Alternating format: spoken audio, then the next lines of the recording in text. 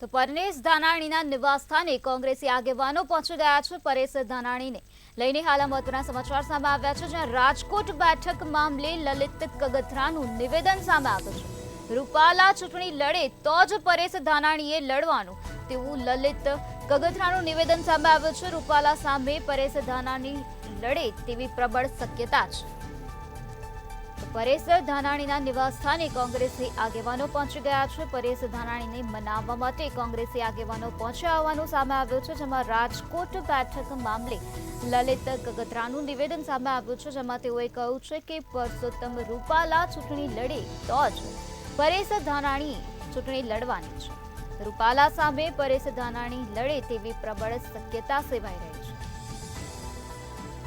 પરસોત્તમ રૂપાલાને લઈને વિવાદ છે, ત્યારે તેનો લાભ કોંગ્રેસ પણ લઈ રહ્યું હોવાનું સામે આવ્યું છે। ત્યારે લલિત કગથરાનું આ પ્રકારનું નિવેદન સામે આવ્યું છે। લલિત કગથરાએ કહ્યું છે કે રૂપાલા ચૂંટણી લડે તો જ પરેશ ધાનાણીએ ચૂંટણી લડવાની છે। રૂપાલા સામે પરેશ ધાનાણી રાજકોટ બેઠક પરથી ચૂંટણી લડે તેવી પ્રબળ શક્યતા સેવાઈ રહી છે। પરેશ ધાનાણીના નિવાસસ્થાને કોંગ્રેસી આગેવાનો પહોંચી ગયા છે। પરેશ ધાનાણીને મનાવવા માટે કોંગ્રેસી આગેવાનો પહોંચ્યા હોવાનું સામે આવ્યું છે। ત્યારે રાજકોટ બેઠક મામલે લલિત કગથરાનું નિવેદન સામે આવ્યું છે, જ્યાં તેઓએ કહ્યું છે કે પરસોત્તમ રૂપાલા ચૂંટણી લડે તો જ પરેશ ધાનાણીએ ચૂંટણી લડવાની છે। રૂપાલા સામે પરેશ ધાનાણી લડે તેવી પ્રબળ શક્યતા છે।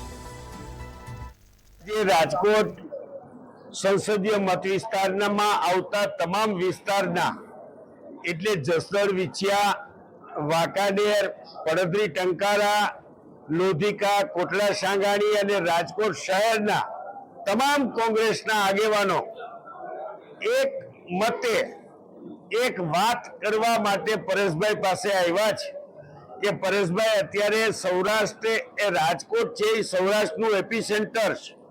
રાજકોટની સંસદીય મત વિસ્તાર માંથી જે ચૂંટણીનો પડઘમ પડે છે એ સમગ્ર સૌરાષ્ટ્રના બધી સીટને અસર કરે છે અને કુદરતી કયો કે ભારતીય જનતા પાર્ટીના અભિમાનથી કયો જે વાતાવરણ સર્જાયેલું છે એ વાતાવરણનો અત્યારે તમામ લોકોનો માંગ એક છે કે માત્ર પરેશભાઈ ધાનાણીને તમે રાજકોટ સંસદીય મત વિસ્તારમાંથી ઉતારો તો આ ચૂંટણીમાં રાજકોટમાં કુંવરજીભાઈ બાવળિયા વાળી કરવી છે એમ બધા કહે, એટલે અમે તમામ કાર્યકરો અહીંયા આવ્યા છીએ અને પરેશભાઈને કહેવા માટે કે પરેશભાઈ જો ભાજપ એનું અભિમાનથી ઉમેદવાર ન બદલાવે તો તમે રાજકોટીય સંસદીય મત વિસ્તારમાંથી ઉમેદવારી કરો અને અમને આશા અને વિશ્વાસ હતો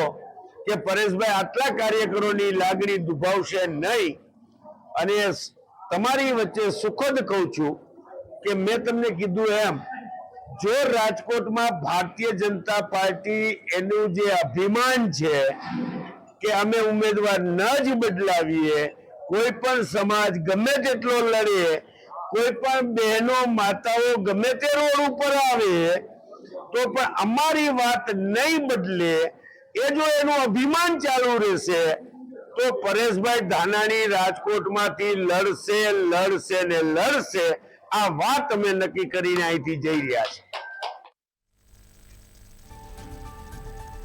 રૂપાલા સામે પરેશ ધાનાણી લડે તેવી પ્રબળ શક્યતા છે। રાજકોટ બેઠક મામલે લલિત કગથરાનું નિવેદન સામે આવ્યું છે। તો લલિત કગથરાનું નિવેદન સામે આવ્યું છે, જેમાં રૂપાલા સામે પરેશ ધાનાણીને ઉતારવાની વાત કરવામાં આવી રહી છે। રૂપાલા સામે પરેશ ધાનાણીને ઉતારવાના પ્રયાસો કરવામાં આવ્યા છે। પરેશ ધાનાણીને મનાવવા કોંગ્રેસના પ્રયાસો જોવા મળી રહ્યા છે। ધાનાણીને મનાવવા લલિત કગથરાનું રોચક તર્ક સામે આવ્યું છે, જેમાં ધાનાણીને મનાવવા લલિત કગથરાનું નિવેદન સામે આવ્યું છે।